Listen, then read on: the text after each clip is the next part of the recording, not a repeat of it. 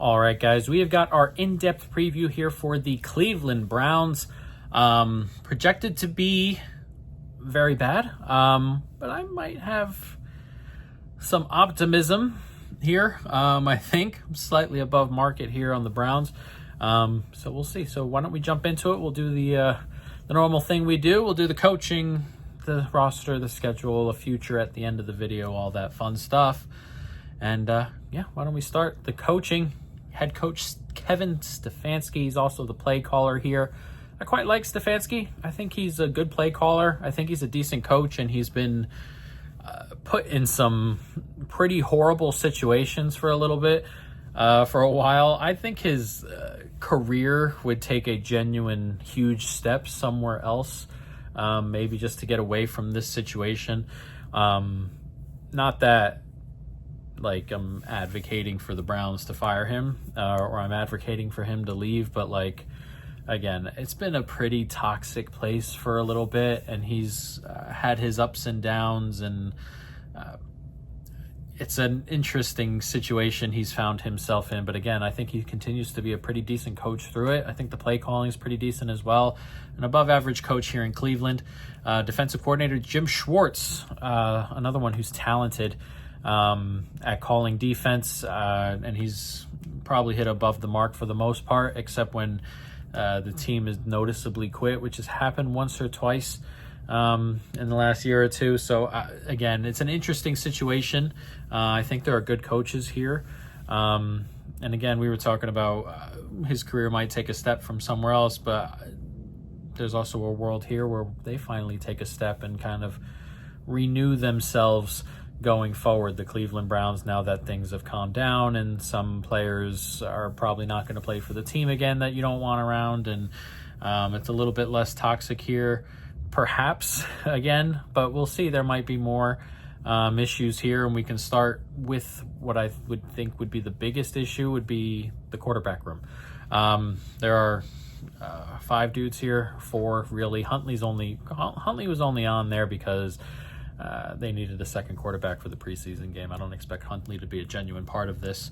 But you got Joe Flacco, older quarterback, obviously, still kicking around, can still do a job. And from when we record this, I think he's going to be the starter.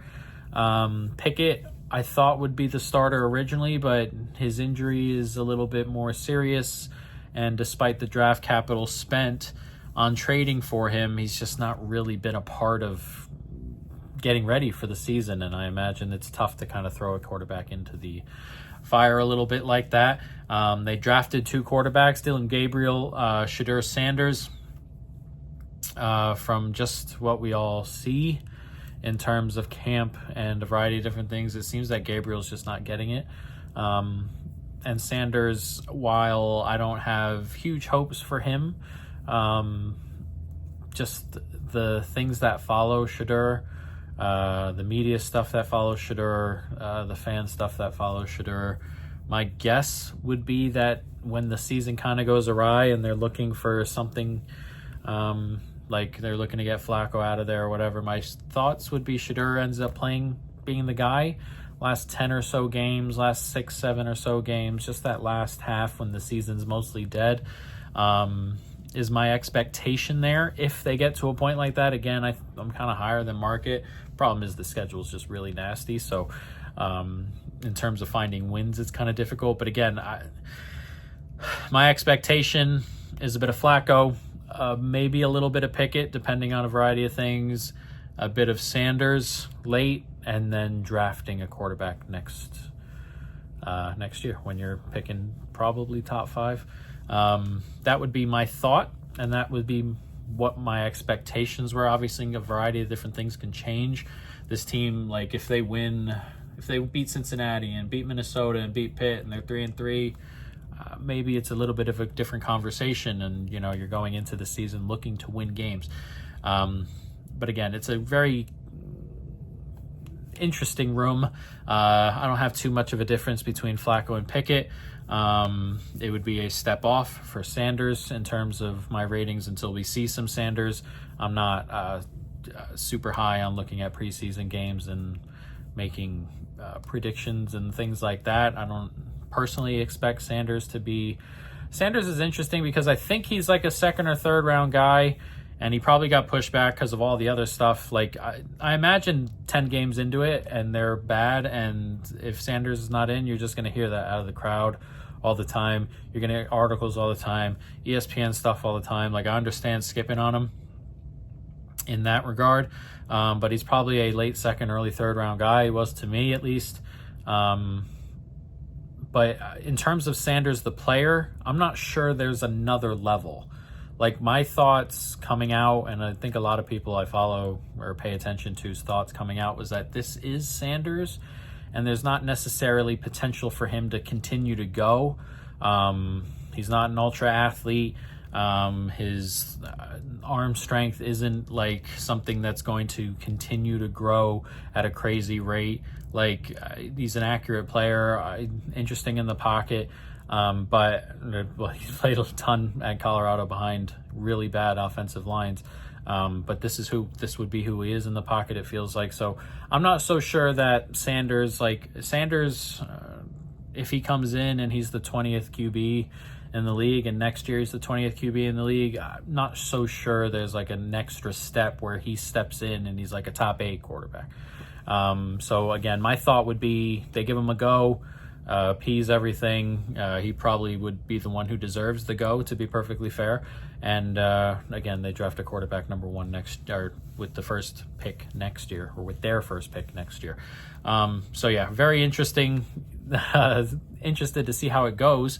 But yeah, I expect, again, we were talking about the toxic stuff with the coaching. There's a world here where after 7 or 8 games, it gets kind of toxic in the stadium. Again, toxic on TV. And Stefanski's dealing with, another ridiculous set of circumstances that he's had to deal with the entire time here. So again, interesting room, but we've talked about it for quite a bit. We spent a lot of time on it for a room that I don't think is super consequential at the end of the year. Running back, another headache, I suppose, here. Jerome Ford is the guy right now. I'm not a big believer in Jerome Ford. I don't think he's very good. That being said, the 2 and the 3 here, both rookies. Quinshon Judkins, who I think is ultra talented, already having the contract issues and the legal trouble.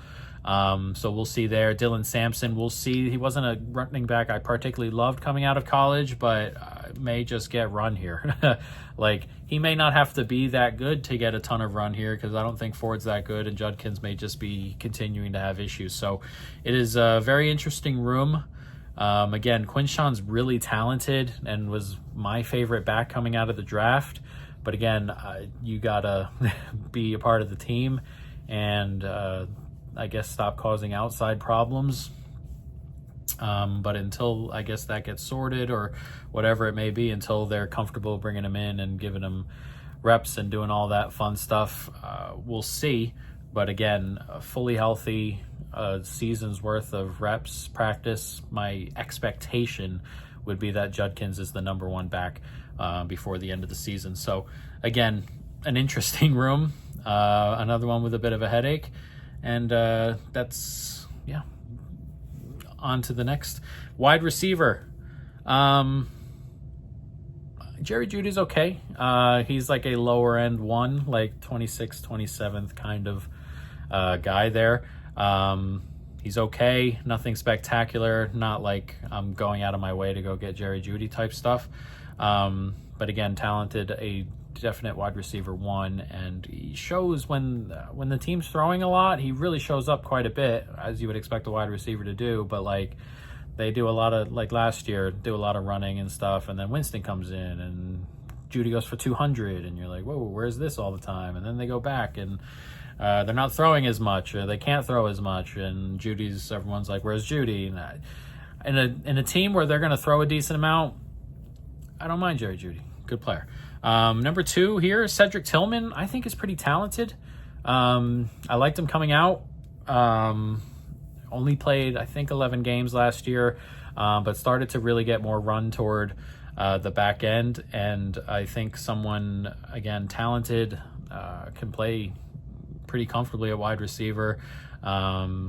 Decent body for wide receiver as well. So I'm kind of expecting Cedric Tillman to have a little bit of a breakout, not like a, hey, here's 1,200 yards kind of breakout, but, 700-800 yards and be a part of the, the red zone stuff and everything like that. I expect Tillman to have a bit of a breakout year here. And then things get kind of weird. You get Thrash, David Bell, DeAndre Carter, not in love with some of that stuff. Deontay Johnson's here and fully washed, for those who don't know. So if we're going to be throwing here, it needs to go through Tillman. It needs to go through Judy. Don't love the rest of the room. It's not a very good room altogether. If you're going to throw, we can go to tight end, David Njoku. David Njoku, we've talked about Hunter Henry on here, where I think he's kind of just the guy in an offense that doesn't have too many weapons. I thought that was the case last year. He had a good 2023, a really good one. Last year, again, a lot of work, a lot of just targets in general, because there isn't a lot going on. You don't have a lot of good quarterbacks who like to worse quarterbacks rely on the tight end a little bit more. You don't have a ton of outside receiver. He just got a lot of work. He's more of a 14th, 15th kind of guy for me. Doesn't break a ton of tackles, despite the fact that his 2023 season was, he broke like every tackle possible, but more of an outlier than anything. He's got the drop problem. So again, talented, but not necessarily a top 10 guy. And then they drafted Harold Fannin. A lot of the people I pay attention to really liked Fannin and wanted Fannin here in particular before the draft. So we'll see how that works out, but a rookie, so I can't really give anything there. You're just hoping the rookie comes in, steps in, and is good. Offensive line, interesting. Below average, but there is potential for this to really fall off a cliff here in a negative way. Four of the guys on the line are going to be 30-plus years old here.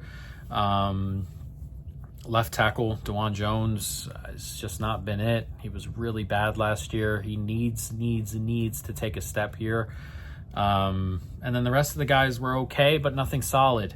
Batonio, Teller used to be the guys, man. Just a little bit older. Not who they really were. Everybody here graded in the lower 60s.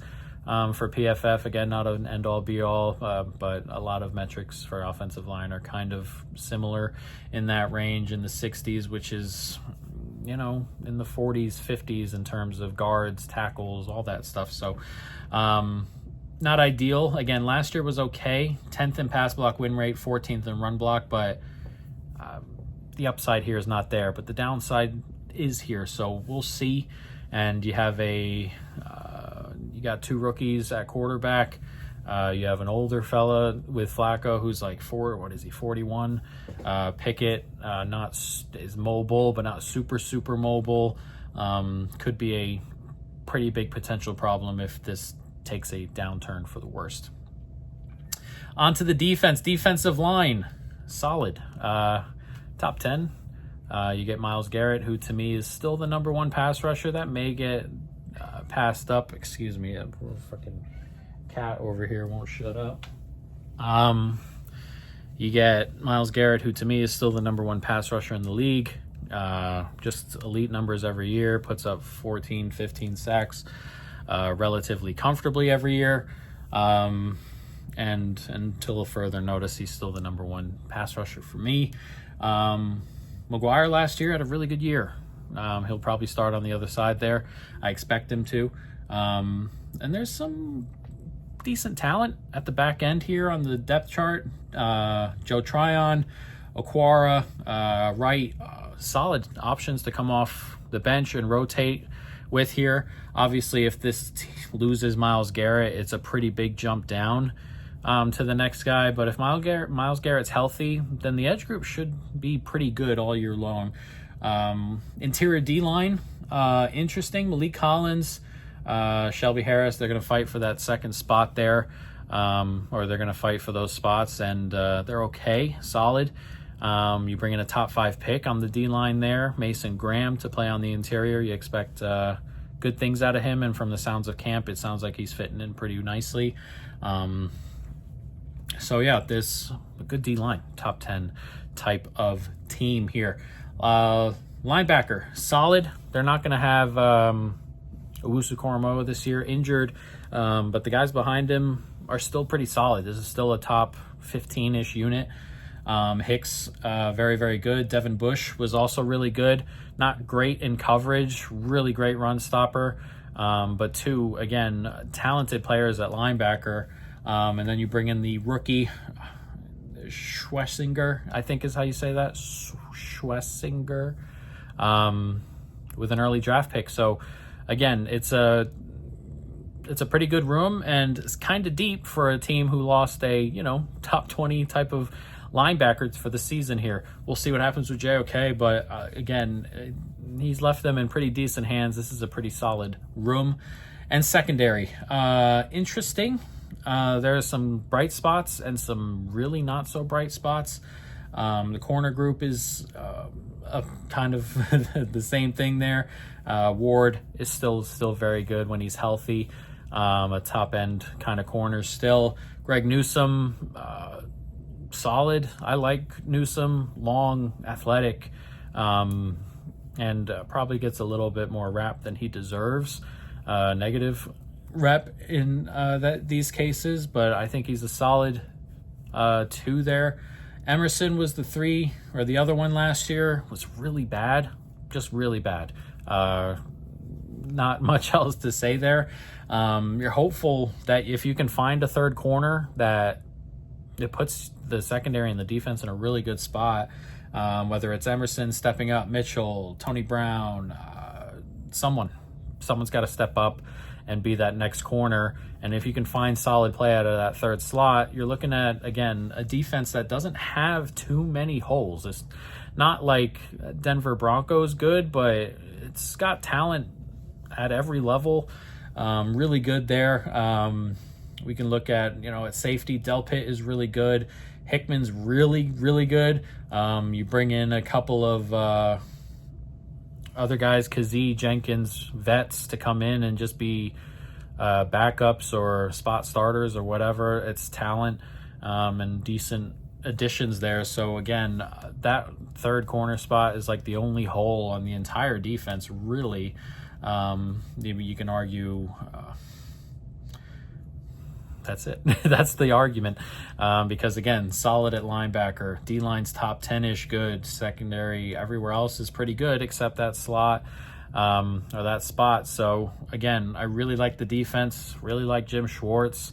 So again, there is some talent floating around here, and the defense should keep them in football games as long as they're not 1-10 and quitting on the team late, which do you blame them? Probably not. So yeah, it's an interesting season we'll have here. Obviously, we'll mention one thing with the headache thing. Obviously Myles Garrett likes to speed, but I imagine that's more of an interior, probably not that big of a problem type deal, but another headache for Stefanski. So yeah, interesting football team. Let's talk the schedule because it is brutal. Cincinnati at home to start the season, at Baltimore, Green Bay at home, at Detroit, and then you go to I think it's England or Ireland, one of the two, for Minnesota, which is a really nasty spot. You're going from Detroit over to the UK, and Minnesota are playing in the UK the week before, so they'll be waiting there for their second week, and you're coming over after a road game to play, most likely tired, and play an okay, fresh kind of Vikings team. And then your next game, no bye, is immediately at Pitt. So that genuinely is the worst 3-game skid or 3-game spot schedule-wise I've seen since I've been doing this. It is really, really nasty. There is nothing good here. At Detroit, obviously, is really difficult. And then traveling across the world to Europe to a team who played there last week is just waiting. And then a division game on the road on the way back with no bye in between. Genuinely, spot-wise, actively horrible. Then you get Miami at home, at New England before your bye. So, again, I don't mind. If you're going to throw a rookie in, I don't mind it like for Pitt or for Miami, New England. That'd probably be the spot right before the bye or right after the bye, whatever. Throwing a rookie that you may not know if he's going to be good or not, like a Sanders or a Gabriel, someone who's not necessarily the face of the franchise going forward, into that 3-game spot there would be cruel, I think. But you never know, and we'll see how it is. But again, you get Cincinnati to start. Cincinnati's always a slow team to start, and that defense Cincinnati has, we'll talk about at some stage, is really bad. And you're at home here. It's possible you get that win. Again, if you were to beat Cincinnati and then like take Miami and New England, or find a way to win that game at Pitt or something, and you go into the bye like 3-4, maybe the season's kind of not dead just off the bat. But if you start 0-6, are you really surprised here? You could be like how I feel, where you're probably above market and you're still struggling to find wins because it's just the way things are set up. After the bye, you go to the Jets, and then Baltimore at home, and then at Las Vegas, and then San Francisco at home. It's another bad stretch. The tough games are at home. The quote-unquote games you're competitive are on the road is not normally a good turn of events. Tennessee at home, rookie quarterback here. At Chicago, and then Buffalo, Pitt, and then at Cincy. It is truly a nasty, nasty schedule. Again, I'm higher on the Browns than the market, but I could not play the win total over just because the quarterback situation and the schedule are nasty. So for future-wise, we didn't go there. Don't like the high side here is probably still not playoffs. High side, not division. So we went with a prop instead for our future. Cedric Tillman over 3.5 touchdowns at +100, a $1.75 bet for us in our challenge. Again, we were talking up Tillman before. I expect him to get good run here. I expect him to be the number 2 pretty comfortably here. I think in terms of just hogging touchdowns here, I don't see anybody. Like Jerry Jeudy, again, is a low-end one. Normally players like that don't hog, and he's not like a jump ball guy. You get height out of Tillman. You get a running back room I don't love until everybody's playing constantly. Behind an offensive line I don't particularly love, and a veteran quarterback who can throw those balls out to Tillman there. So we'll take the high side on Tillman here, over 3.5 touchdowns for the season. And those are the Cleveland Browns.